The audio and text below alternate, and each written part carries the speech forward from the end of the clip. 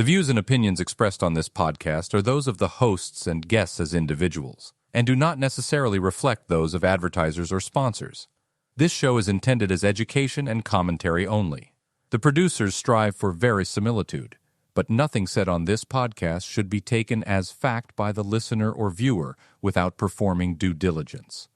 While generally safe for work, some language may be considered offensive by more sensitive viewers or listeners. All right, cans on, mic's up, level's good. You got me over there? All right, let's roll. This is Booth to Booth, your direct line to the latest in home voiceover production, with your favorite home VO experts throughout the industry, all across the internet, and all around the world. Booth to Booth is brought to you by the Narrowband Broadcast Network, NBBN. The focus is on you. By Andrew Scott Media, making your media matter. By Booth Stuff, unique VO fashion and swag that's as loud and proud as you are. And by the kind support of our viewers and listeners all around the world via Ko-fi. Ko-fi, helping you give back to the creators that help you the most. The session clock is running and all the mics are hot. So let's patch in and get this session started. Here's your host, VO coach, narrator, and producer, Andrew Scott. And hello and welcome back to Booth to Booth. I'm Andrew Scott, your host, and today it's all VO nerd all the time. I'm talking to one of my favorite tech guys in all of VOdom. I am talking to George Whittam, also known as George the Tech. George, welcome to the show. How you doing, buddy? It's great to be here. Thanks for welcoming me. Well, I'm going to start off by stumbling over my words because I'm a professional. That's okay. That's why we have edit. This will be an Easter egg on the back end of the episode, buddy. Perfect. That's what we want. No, it's great to be here. Thanks for welcoming me and to be a part of the show. I really enjoy it, and talking tech of voiceover is my thing, and hopefully we'll get to some really meaty stuff in the time we have together. Well, I'll even go meaty, though I've gone back to being a vegetarian, but me too. Yeah, right? Okay, so we're talking about meat. We're talking about seitan and corn. We'll go impossible today. Oh, are you an impossible guy or are you a beyond guy? I like impossible mostly. So okay, I went back to beyond because they're fake meat patties, man. They just freak people out, and they're just that good. Yeah. Listen, so George, you've been, in people's view and on their radar, primarily from one of the OG. I think it's safe to say this is one of the OG VO shows on the interwebs, and that, of course, is VOBS or VO Body Shop. But you've got a significant history, obviously, before that. I'm interested kind of to know what your origin story is, a little bit of your background, and what pulled you into the world of VO versus something that's always attractive to gear nerds like us, which is the music production side of things. So, how'd you come into the world? Yeah, I came in through, I guess you might imagine, a pretty circuitous way. I have a long background in music and audio and recording and music recording. That was really the direction I thought my career was going to head. I kind of discovered it a little bit later in life. I think a lot of people get into recording as kids or teenagers, or I was playing with very amateur home recorders, things that my dad had. Right. My dad bought a 4-track thing. Yeah, my dad bought the Tascam Porta 1 4-track, which right here, right in my heart. Oh my God, that's it took such like a fun 8D machine. batteries, so you could take it around, Yeah.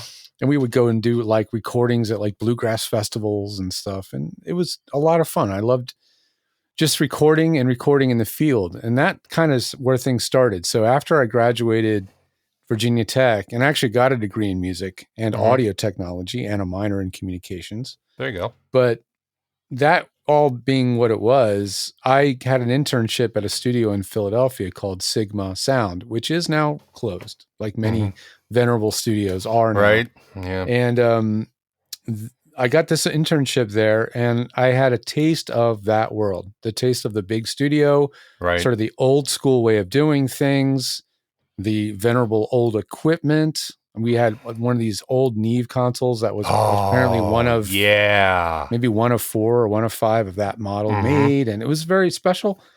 And I got to interact with and use the gear, but I started realizing I didn't really like interacting with a lot of the people.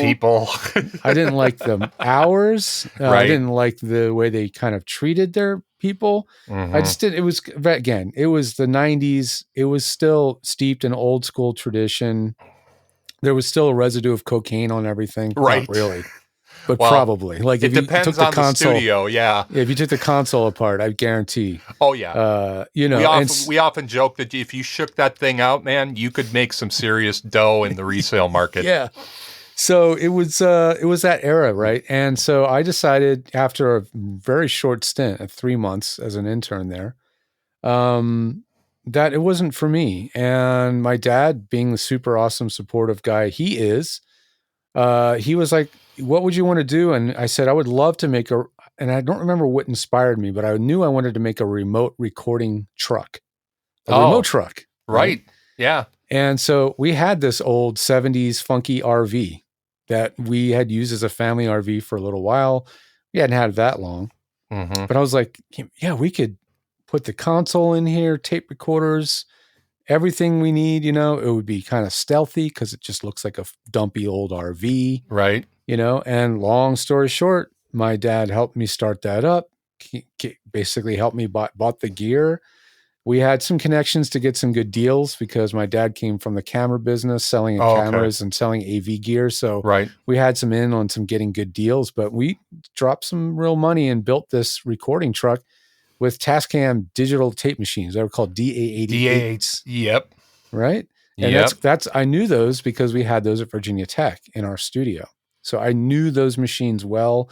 I'd used them a lot and I was familiar. So that's where I started in having my own business, almost not quite right out of college, but pretty close to it. Sure. And I just wanted to forge my own path. And I was, again, very lucky to have the support of my family, my dad, especially with getting that going and being enthusiastic to help me. And that's where I started down the path. So really, my pro audio experience started in actual recording, but doing remotes. And so you're using whatever is available to you. Oftentimes, it's their microphones at the venue. It's you don't know the venue that well usually, or at all. You don't often know the band that well at all. You kind of come in almost blind, and you just have to make it work. Yeah. So I got used to that. So that was one part of my life of pro audio. Then parallel to that, my dad managed a music store then for a while, and I ended up being like the pro audio guy. So anytime somebody needed a PA system or needed to rent one, I would help them get it set up, and I would start taking calls for anything microphone or audio related. So that started taking on a life of its own a little bit, and I was doing little gigs in here and there. Then that's all happening. Now I'm installing like sound systems for aerobics studios, that kind of stuff. That's happening. In parallel with all of those things, I meet, through my cousin, I meet an engineer who was a radio engineer at the radio station that was called 94 WYSP in Philadelphia. Now it's called 94 WIP. And it's all sports now, but back then it was the Howard Stern in the morning, Opie and Anthony in the afternoon. Sure. Like just the absolute most obnoxious stuff on the radio. We Morning had it, right? Zoo. It was chaos, right? Oh, man. So then I kind of got my foot in the door there as a remote engineer. Okay. And I learned the ropes of ISDN. Which was a big thing back then. That was your patch in. That was how you could effectively patch in to a broadcast environment. Yeah, we were doing it from bars and clubs, and we were doing it from the Eagles football stadiums. And so what happened was after 9/11 attacks in 2001? 2001, 2001. Yeah. My buddy who was the engineer, remote engineer, was like, I'm done traveling. I've been on the road for 11 years with the Eagles. I don't want to fly anymore. People were freaked out, remember? Sure. So I was like, I will give it a go. I had 2 games where I interned under him just to get an idea of the gear. Right. Then 9/11 hit and he stepped out of the position. I stepped in. It was from the fire. What do they say? From the frying pan into the fire. Yeah. That's exactly what it was. It was intense. So Yeah. I got 3 years doing remote recording, remote broadcast. So now going from recording to fully live. And that's a little bit different than just being a board op. I mean, my broadcast experience, minus from being a little bit of on-air talent, is I was an overnight board op, which really was nothing more than pushing the right button at the right time and grabbing the right cart, because I go back to the days of cart, Sure. But being a full remote engineer and producer is effectively what you stepped into. Yeah. So, the stakes were much higher. It was high intensity. You're dealing with a lot of, real top level pros. Our announcer, Merrill Reese and Mike Quick, have been doing this for a long time at that point already. Yeah. And that was in 2001. So it was very intense. And you weren't just working for the Tahlequah, Oklahoma Eagles. You were working for the Eagles. I know. I stepped right into it. It was crazy. And I didn't die. I didn't crash and burn. We didn't lose a show. Nothing, I managed through, and I got to learn the gear, which was completely my friend Lane's customized, crazy rack of Shure mixers and all this stuff, like all rack. It was a crazy, crazy rig. That's like learning somebody's wife. Exactly. Yeah. I mean, it was absolutely custom. No pressure though. It wasn't like a Mackie console where I knew it was sure. This is the rig. So I had one game where I learned how to use that, and then I was the engineer. So it was all that backstory to say is like all those weird disparate skill sets of dealing with random occurrences and live pressure situations, live shows. I also did live audio mixing in college. I would run sound at bars. So all that high intensity liveness, I kind of got used to dealing with that. And I got used to dealing with using mics that weren't the best you could buy, but just whatever you could get. Right. And then I also got to learn the ISDN and the phone patch and Telos this and all that gear. So, and I even have some of the old stuff on the shelf, right? Oh, there's a Telos. I do see a Telos up there. Yeah. Yeah, very good. And I'll throw a sound effect in there as well, going boink kind of thing. Yeah. I got to learn all that stuff. And so I was, all this time, I didn't know it, but I was training to be an engineer to help voiceover actors because I had all these interesting skill sets. But what I didn't have any skill in at all was acoustics, right? Aha. And that was what I learned I've learned the technology. I know audio technology and EQ and all the classical stuff. It was the acoustics that I had to learn as I went. And I learned, as I've learned it, that there are so few that actually understand it. Right. And actually how to not understand acoustics, but understanding how to get a good sounding recording in a really small space, a closet, a booth. That is a whole different animal. Yeah. And none of the classically trained acousticians, all the guys that write the books that I have on this shelf over here, they're not dealing with us. They never ever talk about how to tune a 2x3.5 foot box. Right. Like it's just, it breaks the models. The math doesn't work. It's just like, so it's been a really interesting process to learn this in the real world. And that's really where I feel like I've gotten to get a kind of ahead of a lot of folks is because I've spent so much energy focusing on tuning these funky little rooms, but that's kind of how it all came together. You gave me a great, I don't know if it's an on-ramp or an off-ramp, I guess, but let's talk about that a little bit because, as a VO educator myself and somebody who's been doing this professionally for better part of a decade in many different challenging environments, I often tell people who are interested in coming into the VO world and trying it out that your microphone is vastly less important than you think it is. And for me, it's in the top 3 considerations. Sure. But really your environment is the thing that I encourage people to deal with first. Primarily because of its level of importance to audio fidelity, but also because it's the thing that if you're slightly educated about it and you're wise about it, you can affect your signal the most positively with the least amount of money spent. Absolutely true. Really, really well said. It is the secret to great recording with the least amount of investment. I blew people. True. I blew people's minds once because, I shot a video in my booth and I made sure to have my TLM 102 in the picture. Mm-hmm. But actually what I was doing is I was recording open air on my phone. Yeah, and they didn't even know. I literally just reached up and I plucked out the XLR jack and went, "No, I'm recording on my phone here because this It's a great demonstration." And I've done it. I haven't done a commercial VO on my phone. However, I've earned a few good $1,000s by doing audition reads on my phone while I was out on the road. You just get in the closet and do it there. Admittedly, I had to borrow my wife's phone in order to read the copy while I recorded, but right. So let's talk about that a little bit. As you were saying, so many people who are coming into VO, and we're not even talking about a commercial booth solution right now. So many people who are coming into VO have a given amount of space to dedicate to what they're trying to do. Now, some people might be in an actual room, but thanks to all us VO nerds doing this on our own, really where we typically point them is a closet, just a good old closet. And, a lot of us will have the helpful advice of leave your clothes in there. And that's true.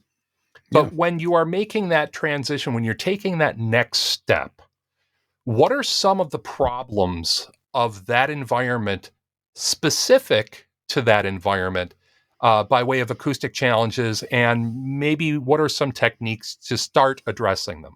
Well, yeah, sometimes I'm not doing it as much as I used to, but I would go to someone's home in LA area and I would go to their closet and maybe they've already got a mic set up in there. They've been recording in the closet for a while. Mm-hmm. And then they remove everything.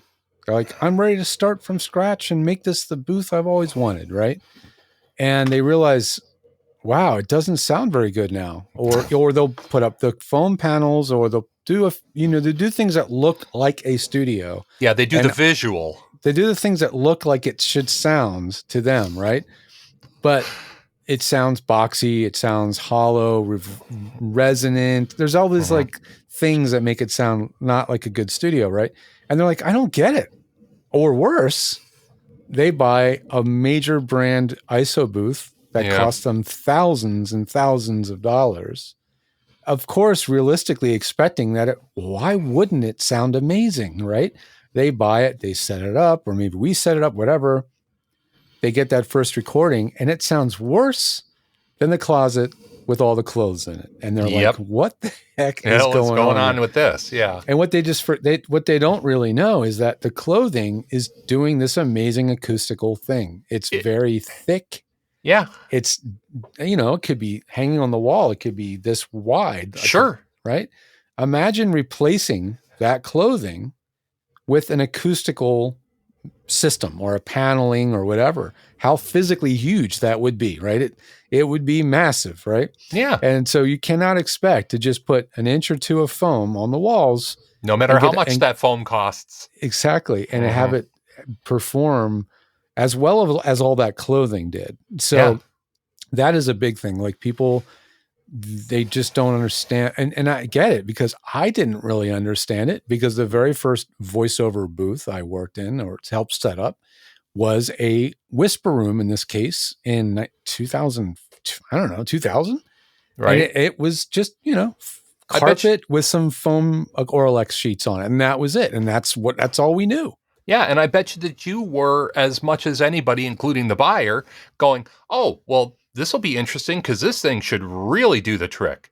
And then you get in there and you literally, it's a hell of a shock for people when they first get into kind of how I refer to it as a virgin commercial booth. Even if they bought like one of the extra triple platinum setups. Sure. Mm-hmm. You're not done. You didn't buy a solution. You bought part of a solution. You've still got plenty of work to do by way of tuning that big ass box that you're going to stand in for hours at a time. It's true. Yeah. So, and that's the part that gets people off guard. I hate it when they've already bought something without talking to me first. And And I'm like, well, you just bought something to solve a problem that you didn't need to solve. And then the problem you needed to solve isn't solved. And they're like, what? So you've actually created yourself an extra problem that now is going to cost you even more to solve. And, I get the same thing when people go out and they, they're in a limited treatment environment and they are under the mistaken impression that the microphone will solve the problem. So they get out of something like an AT2020, which is a perfectly serviceable little mic. It's a great beginning microphone for people. And they're like, no, I know a TLM 103. And you put that in that same environment. The one thing that a microphone of that price point is going to do is point out every single acoustic flaw in your environment. And then you're off spending more money. So it's cart before the horse kind of thing. But what are those significant problems when it comes to your closet environment? Let's say that you have, a decent amount of clothing in there. You've got some boxes in there, which I often, encourage people to keep in there because it does help break up standing waves a little bit. But what are some of the other considerations if you're thinking about your closet or a like space, 8 feet square, maybe 10 feet square, something like that? What are the things that you regularly either have run into, or kind of help people navigate? Well, I mean, some of it's just things like there is generally never any power in a closet. So then you have to run a cord under the door, right? Okay, not at the end of the world. But if you're also trying to soundproof it so that the door is sealed, well, that's not going to work if you run a cord underneath the door. It's now not sealed. Now let's say assume you figured out how to seal the door. Let's say you've upgraded the door and put a better door, because the door on any closet is terrible. So you've put a better door and gone through the expense and the hassle of that, which could cost you materials, labor, thousands of dollars. It could be $1,000+ easily. Now you've done that. So now you've made yourself this nice little airtight box so you can't breathe. I was just going to say, you've made yourself a fabulous suffocation chamber. Yeah. So you can't last maybe more than a half hour, 45 minutes until it gets so stuffy and you feel so woozy. You're like, I got to stop and open the door. Okay. I keep telling that to people. I have a really good friend of mine who's a very noted audiobook narrator, started out a number of years ago, literally passed out twice after he effectively treated his closet and didn't take into consideration us fat meatbags. We throw off a lot of carbon dioxide and we suck up a lot of oxygen. And if that's as sealed up as you say, great for sound, not so good for staying alive. Yeah, it's the carbon. It's actually the carbon dioxide that you're poisoning yourself with. It's not that you're starving yourself of oxygen. It's the carbon dioxide, whatever. But so that's another issue you run into with a closet. So if what you do is mostly a few quick auditions, some very short form things where you can pop in and pop out, and you're going to pop in and pop out of the closet a lot, not a big consideration. Right. When you start doing long sessions where you're actually being directed, that's the next level. That could be another, maybe that's 2 levels from where you are really. I would agree. It's a big level up when you're now not in your own privately run session where you're calling the shots, the timing of when to work, when you're going to work, how long you're going to work. Now you're on somebody else's schedule. Yep. The session's 2 hours long and you have to sit there while they listen to the recording, play it back. The client maybe is listening to it.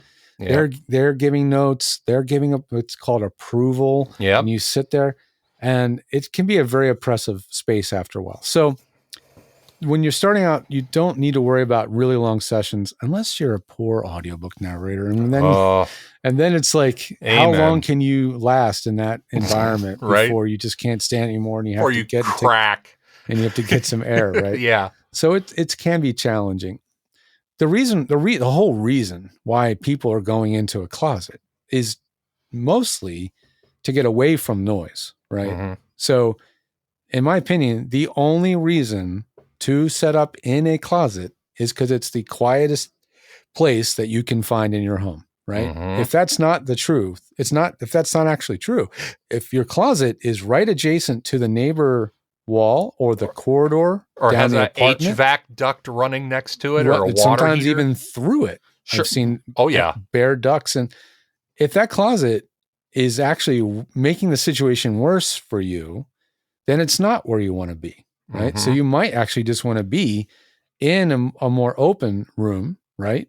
Do all you can to acoustically treat that larger space, which actually has a lot of benefits because the sound isn't trapped as much, so it doesn't resonate as much, Right. doesn't get as boomy. Yeah. So now your main issue really is just scrubbing out noise later.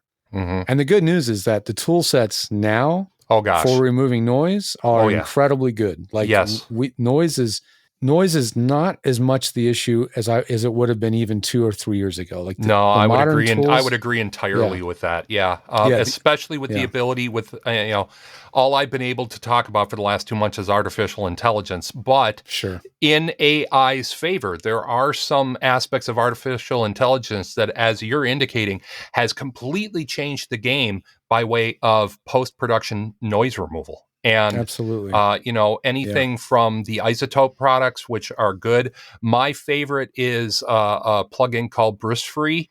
I love Bruce Free. Oh, it is so light touch, and it is one of the most effective noise scrubbers I've ever used in the last decade. It's really cool. Easy. And for the amount of money that they're charging for it is just, it's go buy it. All right. I'll put a link in the description. What were you saying about mics in them? There's a USB mic that has Bruce Free built into the mic. I'm behind. No, this is, I was today years old, man. I will be looking that up. It's called Tula, Tula. Okay. It's a cute little USB mic. It looks like a classic Razor, actually, is what it kind of like what it looks like. Okay. It's a really cool packaging of a product. It has internal recording, so it can record internally. But it has Bruce Free. That's the mind-blowing thing. You hold the button down, it records room tone. Right, takes your sample. And then you let go of the button, and then now it's taking the room tone sample out of the audio. I will say it's going to be reviewed. It's going to be reviewed on my Booth Camp channel at some point in the near future because I need to get my hands on one of those guys. Very clever, yeah. We're moving into an interesting place, and this is something that you might want to make a comment on. You know, right now I'm coming to you through my good old Cinco D2 shotgun flown over my head. Into a Revelator IO24 because I do like on this stuff. One. They're not bad. I have one. I was using it a ton. Boom, there it is. That I'm coming to you live through that. It's a good piece of kit. We're starting to see this though. We're starting to see DSP built into microphones now. Yeah. And so many, I'm going to say it this way, so many gatekeepers in the VO world just immediately poo-poo that idea. This one has it. This is a Rode NT USB.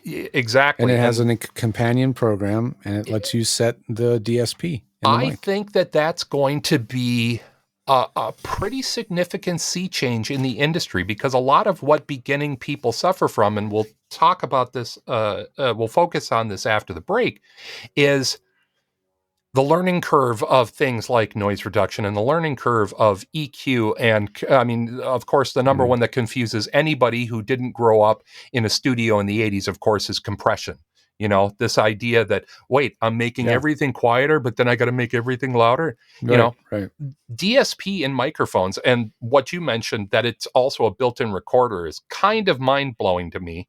It sounds like they're sort of trying to elbow in on the Zoom H5, H6 solution, but only with a more traditional form factor kind of thing. Yeah. I see us not only heading that way, but I see that as actually being a pretty valid entry point to people who are interested in VO, but just get lost in the technology and the learning curve of things. Yeah, it's a double-edged sword. On the one hand, the built-in DSP, I think it's most helpful and useful for anybody who's doing real-time or live production. Right, streaming kind of stuff. Yeah, because it's much harder to set up the tech to deal with the compression, the leveling, or the noise reduction, all those things. It's much harder to set up the tech to do all that stuff if it's not already in the mic, right? Right. So the mics that can do that well when they're inside the mic, that takes all that complex software guesswork out of it, like setting up like a DAW, like Reaper, and having the routing to do all that. Reaper can do all that stuff. Oh, yeah. But the learning curve to set it up to do all that stuff is quite a thing. So that's where it's good.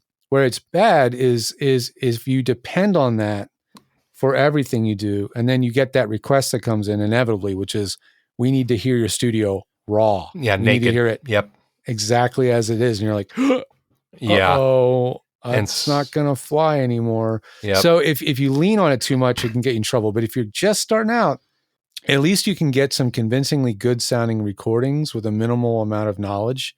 Yeah. And, you really do want to bounce your audio off a pro, a coach, a technical coach like me, or yourself. Yeah. And let us hear the audio you're producing. Because I say on my show, at the end of the show, every show, if it sounds good, it is good. It's good. But the thing is, you have to know what that sounds like. Exactly. And my partner Dan also says, whistle. You have to know what it's supposed to sound like. And that is a big part of the training that comes into this whole audio engineering, is the time that goes into understanding what it really is supposed to sound like. Like, that is the ear training. Yeah. That is something that takes time. It might take you a year. It might take you 10 years. I don't know. And that takes time. Yeah. And at times, sometimes you never really get it. I mean, I have the dubious distinction of having had pronounced tinnitus since I was 17 years old. When I call it tinnitus as well, always. Exactly. And tinnitus, I grew up with it as tinnitus. But, me too. There are certain, even with my educated ears, there are certain frequencies that I don't pick out, and I haven't in forever. That's when I lean on one of my buddies who's got undamaged ears and say golden ears. Exactly. And we had the golden voice in VO, and in the engineering side, we got a set of golden ears somewhere, and you need to know those people. Yeah. But I really like, and I might have run off with the whistle analogy a couple times. So give them a couple bucks from me, because it nails it. Because we have two things going on in that dynamic. We have what it should sound like by way of just its simple audio quality, but also what it should sound like with consideration to the demographic or the market that it's being aimed at. Because you do a broadcast piece that is, by its very nature, supposed to sound different than long-form audiobook narration. Or a commercial. Right, exactly. And you have a number of different things. And so, as is so often the case with the things that we do and the pursuits that we have, there is no, I'm done. I have learned the thing, and it shall never change. No, one of the things that we develop in this industry as independent producers, and I try to get my voice talents to understand, no, you're a producer. You're producing a thing. Yeah. What we really need to develop before anything else is an understanding and a process for always learning, always dipping into somebody else's technique and go, can I take something from here and put it over? Yeah, no, okay. We are lifelong learners, because as long as there's going to be new technology, people like us got to keep up with it, or at a minimum, at least be aware of it. Yeah.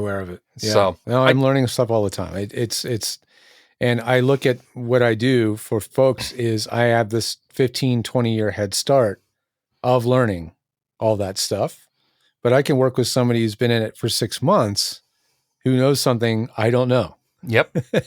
And I'm like, I hadn't heard of that and yet. Then suddenly suddenly you're today years old again, learning something new. So that's this way and I always want to continue learning. Yeah. But we want to make sure that the audio you're producing sounds like what it's supposed to sound like, and that you know how to find that. And that can be hard to do. And that also can be very hard to do in headphones. Yep. I'm happy to talk about the headphone problem.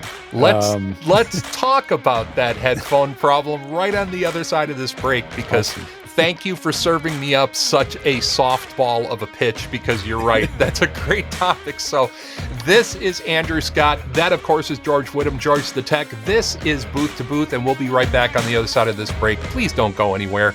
Bye. Booth to Booth is brought to you in part by BOOTHStuff.com. the home of the world's most unique VO casual fashion and swag. You know, this thing that we do is pretty unique. So, slap on a Booth Stuff t-shirt that tells the world, or, you know, your cat, that being in a tiny room by yourself is where you truly belong. Shirts, hats, pants, mugs, and more. Well, not a lot more. Actually, that's pretty much it, anyway. Booth Stuff is the one and only home for VO-centric swag that lets the world know what you do with that mouth of yours. So, head on over to BOOTH2BOOTH and get something that shows the world who you are and what you love to do. BOOTHStuff.com. Loud and proud.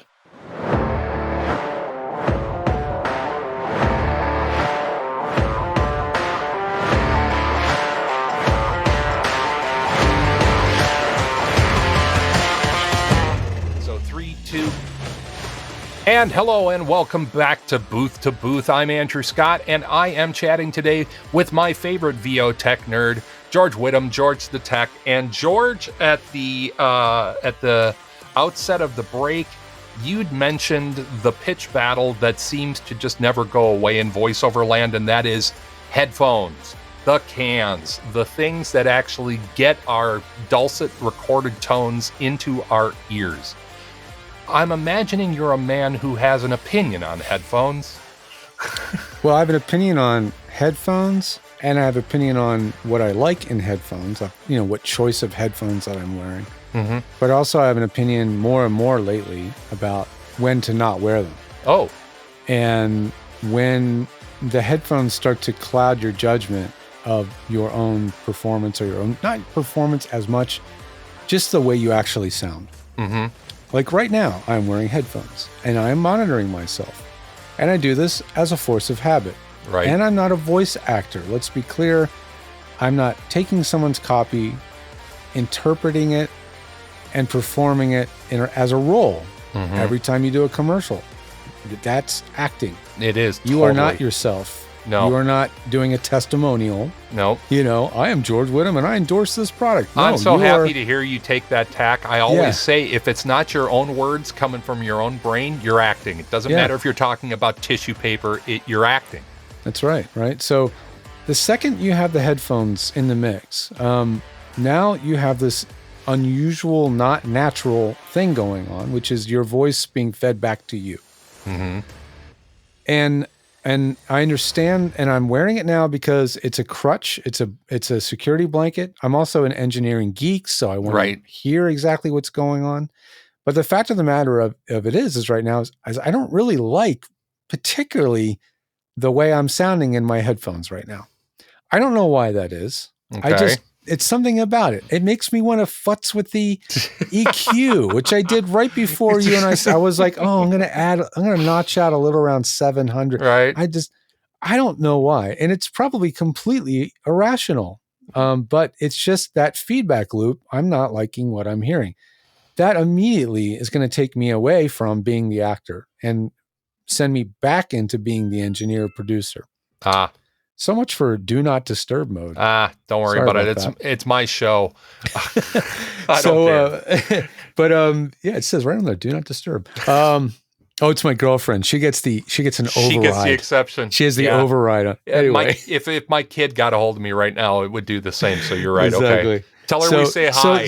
I will. So the headphones are providing this feedback loop, right? And the feedback loop, the problem with it is it's not honest. No, it's not real because you're hearing your voice through your head, literally through your brain, through your skull, through your jaw. And so you're hearing this colored version of yourself anyway, right? Yeah. Then you put on headphones. It's even more colored because you're hearing all that stuff. Yeah, and it affects the way you modulate and your volume and your delivery and all that. Yes. So I'm become even more and more big on get your sound check. You can put on a headphone if you want, just so you know the signal's not crunchy and cruddy and distorted. Right. So you're not wasting time later going, oh crud, I forgot to XYZ. Mm-hmm. Okay, fine. And you even do a cold read if you want on your script, whatever. Mm-hmm. But after that, then take off the headphones. And I can put on my monitor speakers here quietly and hopefully they won't bleed too much, right? Well, we'll find out. Yeah, we're going to find out. I didn't hear anything. So, Yeah, they're on now, so you might get a little slap test, back. We'll test. see. Yeah, I get a little bit, but yeah, you're turn, right. I'll turn them way down, right? Just enough to hear you. Mm-hmm. So this is the way you want to really feel when you're acting, is that the headphones aren't distracting you. And also the microphone has to eventually also not distract you either. Very so true. You have to get so good at being aware of where the mic is, your mic placement, being really consistent with it, but at the same time, forgetting that it's there. Mm-hmm. And that's the hard part about self-engineering, self-producing. If you're getting to be in a traditional recording studio, like in LA, good on you. You get booked for that big commercial. They give you breakfast. You go in. It's just amazing, right? You don't touch a thing. Maybe you put on your headphones. That's it. If you have to wear them, that's not the home environment you're in, you know? So no. You want to just take off the cans and get that part out of the equation out of there and listen. Now you can listen to yourself back in headphones. Because that's an fine. inherently different thing.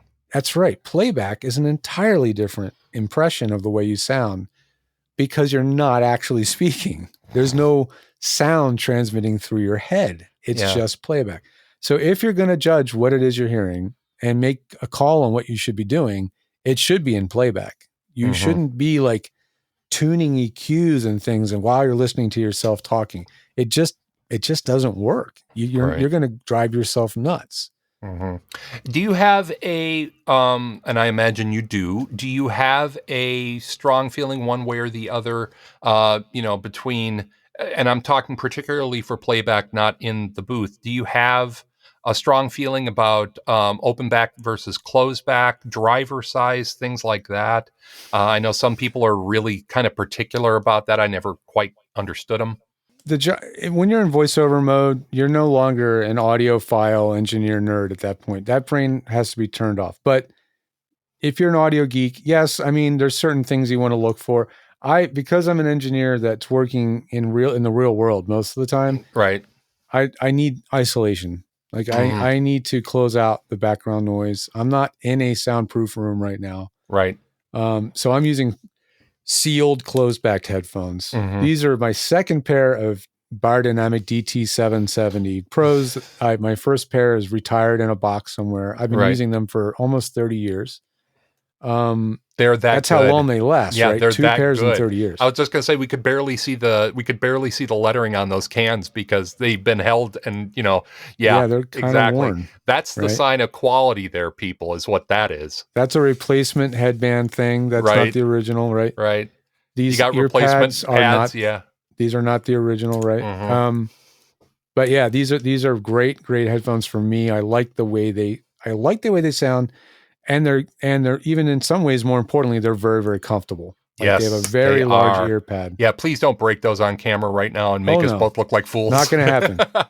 These things are built like a tank. They are warriors. Yeah, I agree. I still have a pair of mine that I use in my booth for listen back. And one of the things I like about them is the drivers on those are they move. They really move, but they don't transfer as much into your head as something like the Sennheisers that I have, which don't get me wrong, the sound is great, but what you were speaking about earlier about recording with them on, people don't appreciate that there's something not insignificant by way of weight moving up against your skull.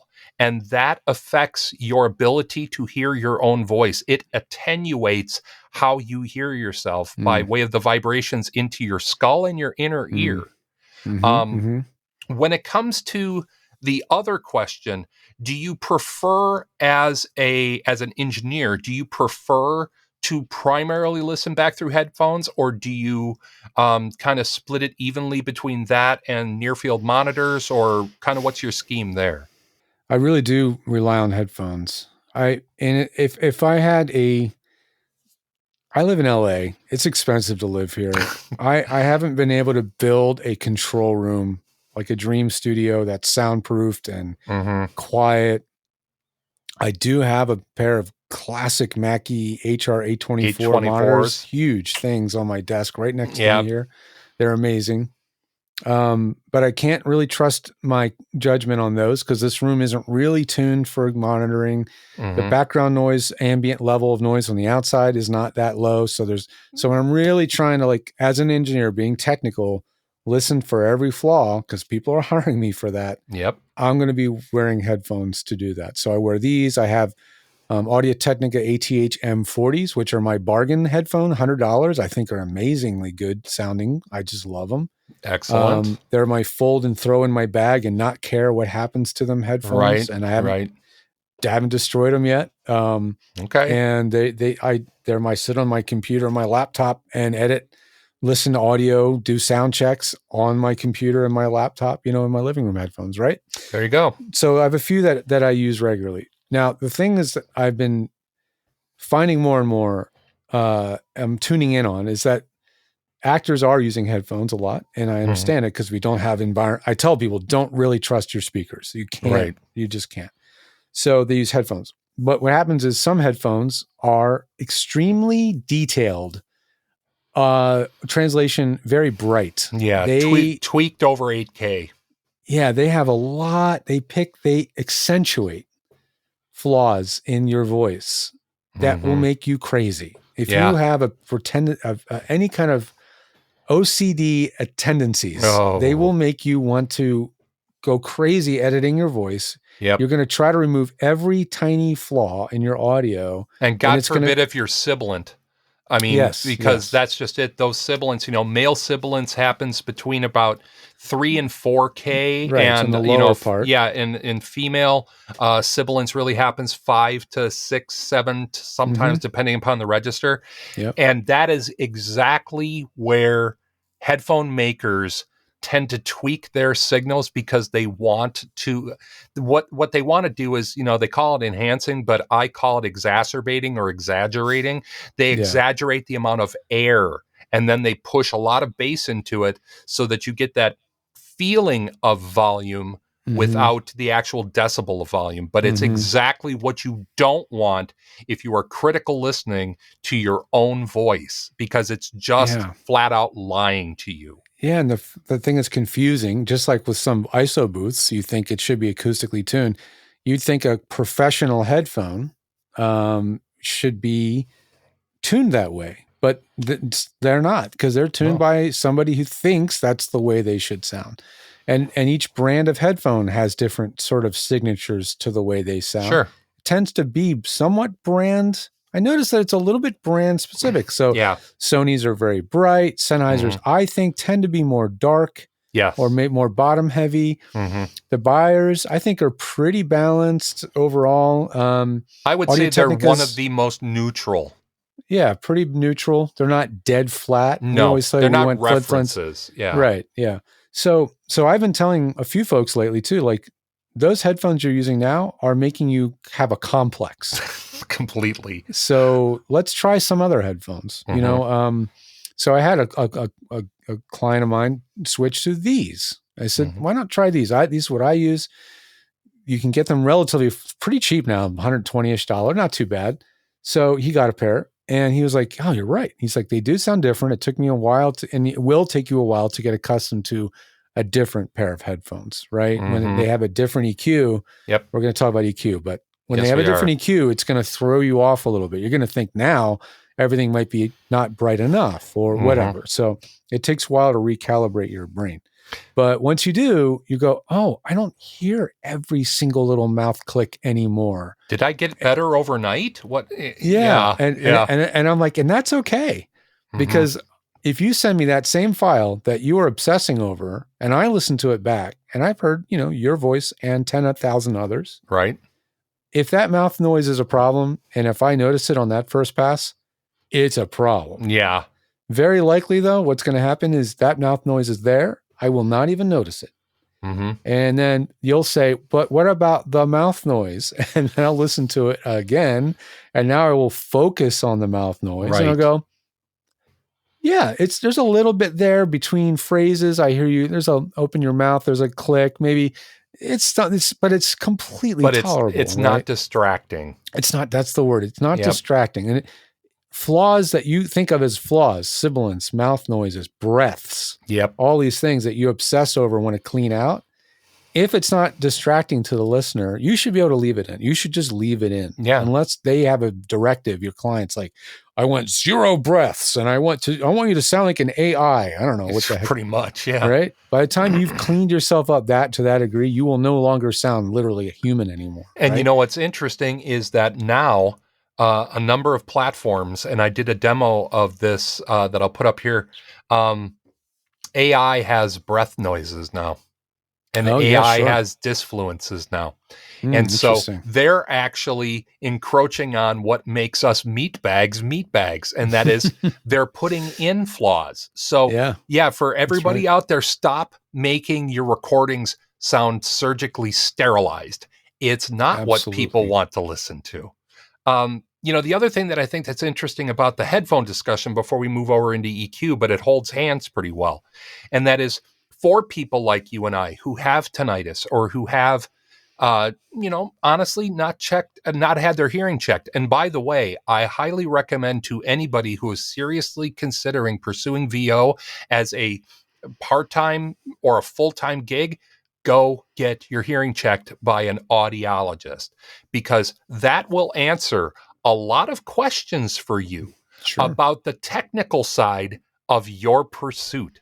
Because like you were saying, how many times are you perceiving something as some deal-breaking problem that's not happening out here? It's happening up in here, in your hearing.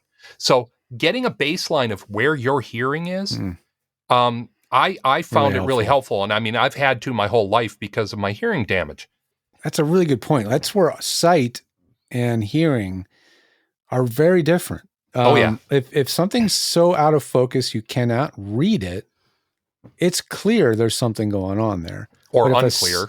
But if a sound is distorted, or in terms of like you're not hearing it the way it really is sounding, you're hearing a distorted version, the version that you're hearing, that's your only frame of reference. And if you don't have another frame of reference, you don't know what you don't know, right? So that's a really good point. Yeah, I would highly recommend. And it's one of those things too where I think there's still a lot of, we're getting a little bit in the weeds here, but I think it's right.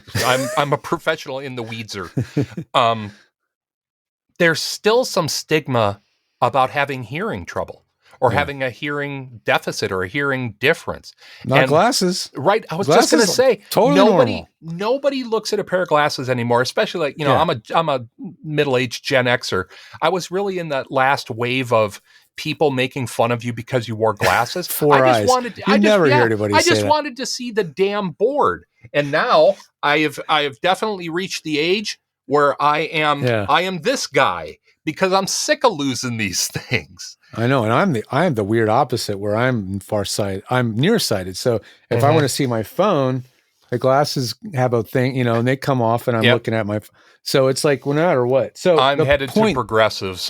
The point being is that hearing is often neglected and not really paid attention to, and unless you have tinnitus that draws attention to itself and makes you, you won't notice that you're missing it. So that's a really good The only thing I'm really grateful for is that my left ear rings in perfect middle C. Oh, is that so right? I have artificial perfect pitch. It's really handy. That's really bizarre. Coming in.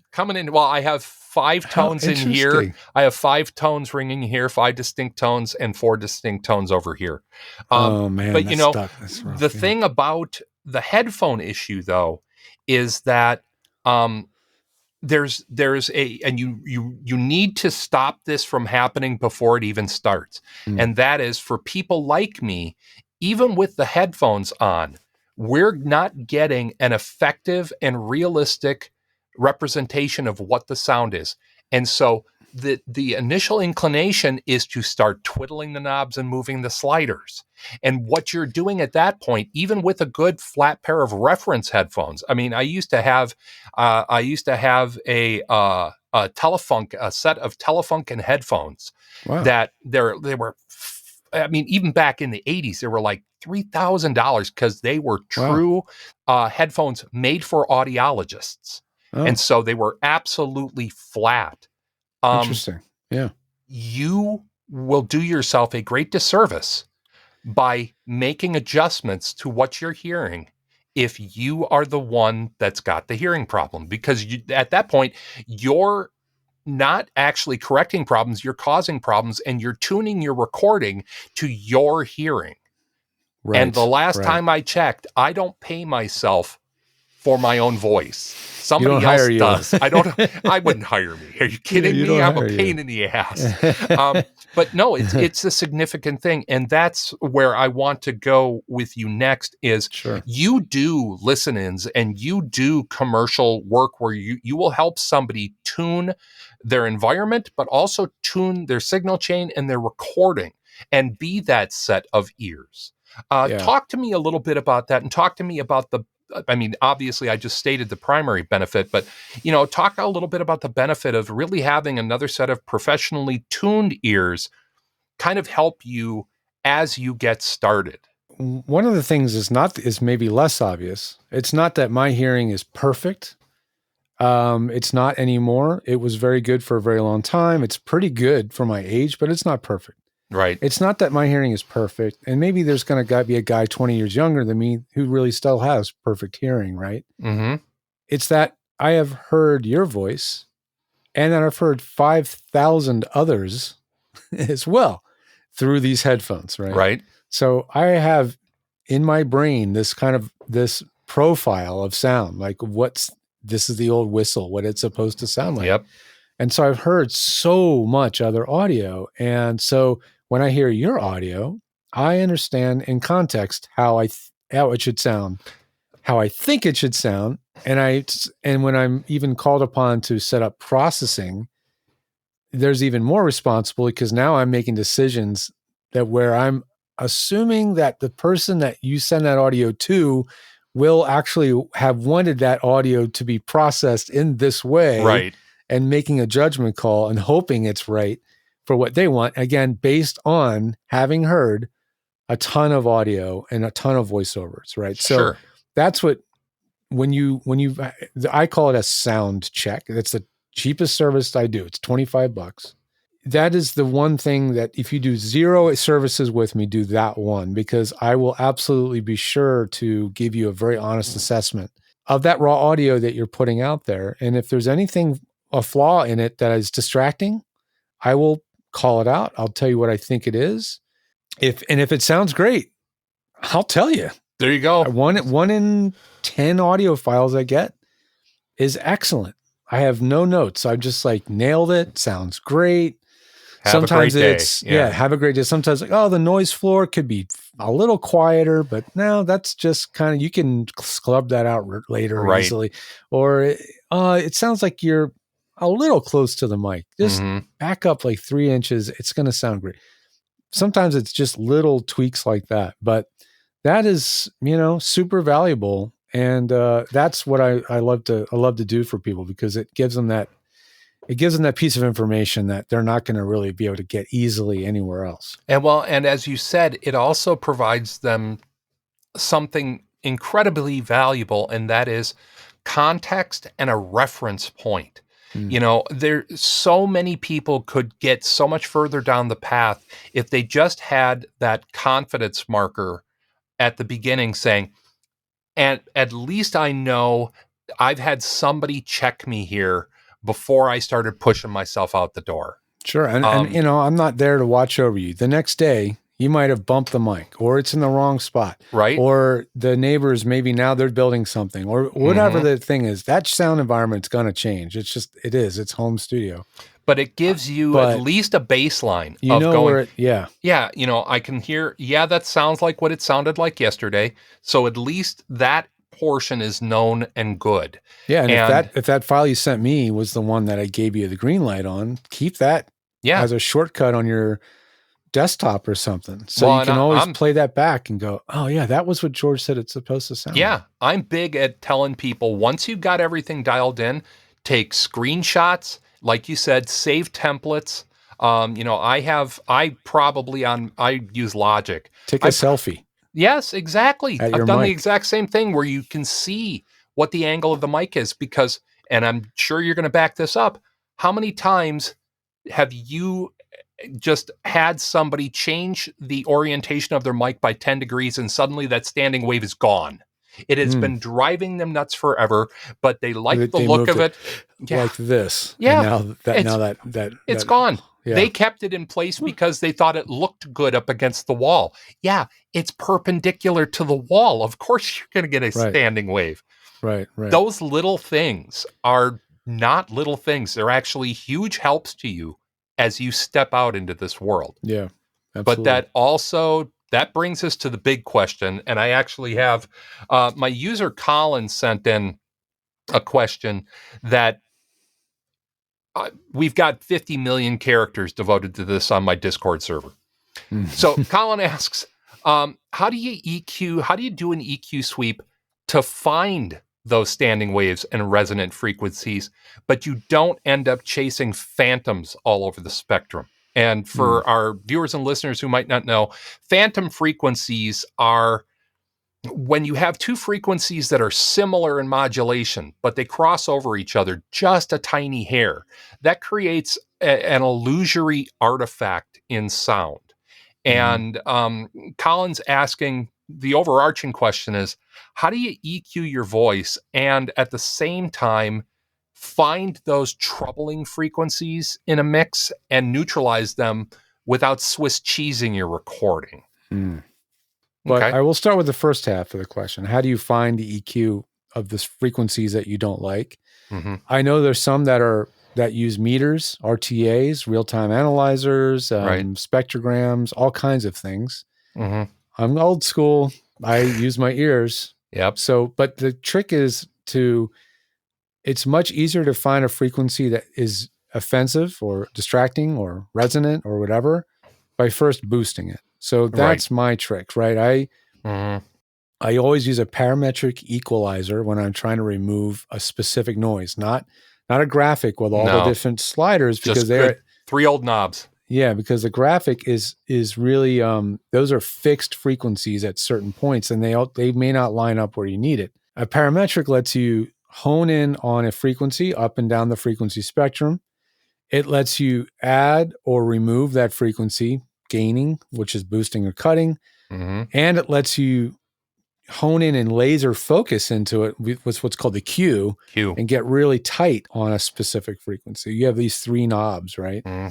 And by using those together, you can sweep first, like you're saying. I would boost, could be 10 dB on that EQ. I was going to ask you, and then sweep around. And then when that thing kind of, I call it the ice pick in the forehead, like yep. Oh, nasty. Yeah, it will let you know. Yeah, when it jumps out, yeah. If it's a booth resonant frequencies thing, it's going to be 120 or 200 or 3. It's going to be like between 100 and 500, somewhere in that range. That's where all that nastiness is. Right? So you find that, and then now you can, once you found it, then you can turn it down. But how much turn it down? Right. You turn it down all the way, it will. The thing about EQ is it's a swath of area you're affecting, and if you turn it all the way down, you're going to cut out a chunk of stuff you didn't want to remove. So you want to turn it down just enough, right? And that's the tricky part. Just enough can be a little challenging, and so you might start with cutting it by 5 or 6 dB. You might find once you added compression and a limiter, and you brought the volume of everything up, you might have to cut it even more. Or you might have to cut it less. Right. And that depends on whether the EQ is before your dynamics or after your dynamics. There's a lot going on here. You just brought up the question of the age for me, and I was just going to go here. Signal chain, EQ first or EQ last? Which one? Yes. Okay, good. Man after my own heart. It is not black and white. Yeah. Well, I like to start with a high pass filter. So let's call that an EQ, right? And then next, I'll do dynamic stuff, typically. So I'll do my expander or denoiser. Right. And then I'll use compression. Or maybe compression and then those. I don't know. I typically compress afterwards because I want my noise treatment to be acting on an unaffected frequency set. And, compression is going to start making a few things more pronounced than they might really be. So Right. I'm definitely, compression is generally speaking my Next. second to last thing. Yeah. So what I do is I will do the noise reduction usually. Then I'll do the compression. The de-esser, if necessary, Right. will have already happened by now as well. I'll usually do that before the compressor, and then I do the EQ. So I'm a compress then EQ person. Okay. And then after I've sculpted my EQ, I use some kind of a leveler or limiter as my makeup gain. It's because once you've compressed, the levels are going to drop. Right. So now I'm going to bring my levels back up again, my makeup gain, typically using a limiter. And so I will make up that level and I'll set the threshold of the limiter so that I'm getting a volume that I like. I'll set the ceiling, if it has a control for ceiling, usually around -3, because I don't want my levels to go much above -3. No. And then I'll set the limiter usually so it's barely working. Like it's so that it's almost never really Limiters aren't there for heavy triggering. lift work. Yeah. Yeah, we don't want it to slam into that very much. It colors it a lot. So that's kind of my generic chain and the sequence that I like to do things mostly. Do you tend to use a standalone limiter after compression, or would you be at times using the makeup function of a limiter, or of a compressor plugin? Or is there really a difference to your mind? Because I'm using compression and limiters almost always in the same context. I mean, I'm always using them both. Right. So I don't use the makeup gain in the compressor because I'm just using the limiter to do it later. And the limiter gives you more finesse anyways. Yeah. And then having the compressor before the EQ means I can boost frequencies that I want to bring up, like some warmth or it's a little air, some brightness. A little brightness, whatever it needs. I feel like it just is lacking. Like you're using a Synco D2, right?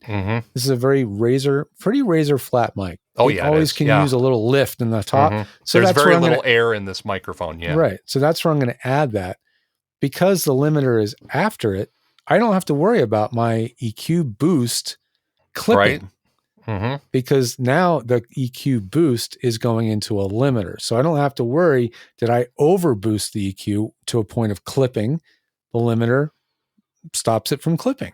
So I don't have to worry. So that chain in that sequence for me makes it as easy as possible to get where I want to go with all my tools. And so that's why I don't use the makeup gain in the compressor specifically. I do it later in the chain. And to be clear to the viewers and listeners, you also offer, doing work on helping people set up their signal chain, not necessarily just a quick listen back and going, you might want to do this, you might want to do that. You will actually prepare a signal chain for a given person. And not only that, you will take into consideration, well, this is my narration profile. This is my commercial VO profile or my trailer profile. Talk a little bit about that offering that you have. Yeah, I take in consideration as many factors as possible so that you can use it as easily as possible. So that means what DAW are you using? So if it's Twisted Wave, I'm going to make a Twisted Wave stack file. If it's Adobe Audition, I'm going to make an Adobe Audition multi-track SCSX file, which is a way to transport the effects rack, which is embedded in so I have a system for doing it on Adobe Audition. If it's Reaper, I'm going to give you the beautiful little effects chain file, which is super easy to import and go. That's a nice feature. It's really nice. If it's Audacity, they have what's called a macro. And so I'll make you a macro file. So it's always going to be specific to what you're working in. So you don't have to translate it. It's going to be either a double click the file or an import the file or some very straightforward process. Least amount of lift as possible. That's what I try to do, yeah. But you also take into consideration the microphone that's being used. Yeah, I mean, I'm listening to what I hear, right? If you've got two mics, this setting may not work as well for the other mic, because if that one mic is very flat and I've boosted the high end, and now you're going to use your TLM 103, which has a lot of air and lift on it, that won't sound as good because I've already boosted the high end to kind of help the other mic. So they don't necessarily one size fits all for different mics. But you might have a processing chain that works perfectly fine for several different things: e-learning, narration, corporate narration. Sure. There's a lot of different things that it's just you're speaking as an authority, and you need to Right. be just loud enough so that you can be heard over all the other noise. That's a setting. Commercial. These days, the trend is very, very minimal processing. Yes. Lots of dynamics or dynamic range, which means almost zero compression. Yeah. Sibilant almost, a very bright, open sound, not warm or rich. That switch happened booking. about 10, 15 years ago, right after the millennium, where we went away from that VOG, voice of God, kind of, even for traditional announcer people like me, they still want it to feel more intimate, and intimacy by way of audio gets achieved by all those natural speech artifacts that, beginning talent goes, I must scalpel that out. No, you don't, because that's what differentiates you from an AI that sounds perfect. AI is trying to sound as sloppy as we are. I know. There's also like a huge number of younger people, Gen Z, whatever, that are really into ASMR. Right. Which is literally all about capturing all the flaws and the little mouth noises and the So you have these folks that basically it's taste. There's a shift in taste. Listen to a commercial on YouTube from the 50s, the 60s, the 70s, absolutely, the 80s, the 90s, just listen to each decade and hear how they sonically have changed, right? Yep. So there are trends. So even if you get one preset, period, like let's just start with a narration, right? Mm-hmm. If you get that one preset, you now have a starting point. Just like with the sound check, you know what the baseline is of what you could or should sound like. Maybe you didn't nail it, so I gave you some notes. Mm-hmm. Maybe we have to do a session where I really help you tune some acoustic issues. Kind of real time it in, listen to it as it happens. Give you notes and talk about your issues. You don't got time to talk about my issues, brother. Oh, you mean my voiceover issues? Yes. Okay. Well, I do end up doing psychotherapy about a third of the time. Right? Yes. But and so the best thing you can do when you're getting started with how do you use all these tools and what's my starting point? Don't use a preset that came with your DAW, right? Almost never. Your DAW don't know you. It don't know your EQ. It doesn't really, and sometimes they're woefully just not on. They're based on 30-year-old trends, right? And they're just not right. So that's you got to be careful there. But you'll now have a preset that is correct for your voice, that has the right EQ. Now, with a little bit of know-how, understanding how the tools work, which I've got content on this all day long. I've got on my website, on the webinars and modules area, I've got videos on how to tune EQ and how to use dynamics. Once you've got a preset, now you can, with a little extra knowledge, understand that, I just want to brighten it up a little bit. So if I just boost this high shelf EQ 4 dB that starts at 8K, I get exactly what I want. But and 4 dB, not 4%, not 40 dB.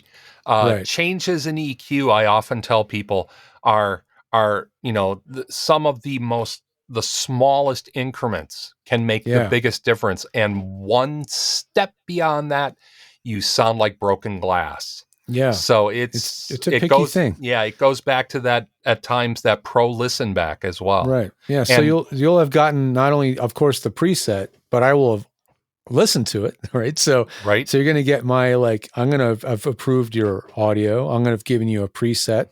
I'm going to listen to that preset and approved what it sounded like. I'm going to send you that resulting file of your audio so you can hear the way I heard it, so you know what it's supposed to sound like. Yeah, and you're talking a common language, Yeah, you're going to have the preset file, whatever that is. You're going to have the instructions on how to install that file. All that's going to happen in one thing. And the only thing that's missing is you being there physically holding their hand on the mouse. Yeah, and you've really eliminated a lot of the pain points in doing this. Yeah, with digital tech now, this remote thing is a reality. Yep. It would have been and is a pain. The few times where someone's like, I have so-and-so hardware preamp, I have a channel strip. Right. Can we tune this in? And I'm like, sure. Is it in your booth? No, it's outside the booth. Well, this is going to be a nightmare, man. I'm going to go run out there and turn the mid high EQ boost knob to the right. It's just don't nightmare. touch that. Don't touch that one button. No, the other button. Yeah. Yeah. It's and I mean, nightmare. I'm one of these people where, and so much in VO, we often tell people record naked. We don't mean your clothes. We mean no chain before the microphone. Yeah. I've dialed in my once booth. It's printed on there. Yeah. It's hard to get over it out my later. shoulder. There is my booth behind that. I have spent so many years tuning that, and I run in through an ART voice channel tube preamp into my TLM 102 into a laptop that's in there. I've worked on that for so long. Nothing about that signal chain changes.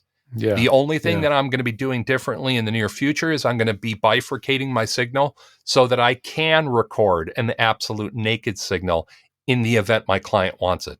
But Sure. That's a long way away from beginning VO and learning that. And I will back you in that. I wish back in the day, even with all my pre-existing sound engineering knowledge, I really wish I would have taken that $25, $50, $100 and paid for a different set of ears to check me before I started throwing myself out there, because in much the same way as I value coaching, and I can see the change in my business arc after I started getting professional coaching, I imagine that would have saved me time, effort, energy, money, and sanity if I would have just really asked somebody to check me. The thing is, it didn't exist. This service didn't exist. I mean, I didn't know anybody else offering this. I'm sure you might know an engineer, and this is how it really started. I got started working with voiceover actors in LA because I was referred to this guy. Everybody get your Google on. Don LaFontaine, right? The OG voice of God. Yeah. The inner world guy. And he was like, I went to his studio and he needed a bunch of updates, and he said, the guys that installed this thing 10 years ago, they just disappeared. I didn't have anybody to call. And so he was calling another engineer. That's an engineer at a studio, right? Who sits there and engineers voices all day long. And so those guys were getting these calls from the actors and bugging them all day. They're like, I got work to do. I can't troubleshoot. And that's because I knew Steve. This guy's name was Steve Nafshin. Because I knew Steve. Steve knew Don.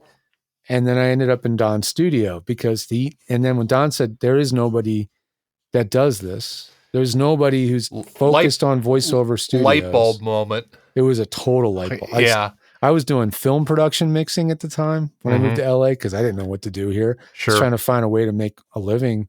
And when he was like, I was like, listen to Don. He said, nobody is doing this. I needed a guy like you. I knew it was time. I had to focus on voiceover. That was 17 years ago. And I'm really super happy that you brought up Don. We miss you, Don. I actually referenced Don in my book, The Quick and Dirty Guide to the Home Voiceover Industry, because he really was an absolute trendsetter. Very, very few people working at his level. And I mean, he was the voice of Paramount. They were still going to and from the studio. And he was an executive at Paramount. Right?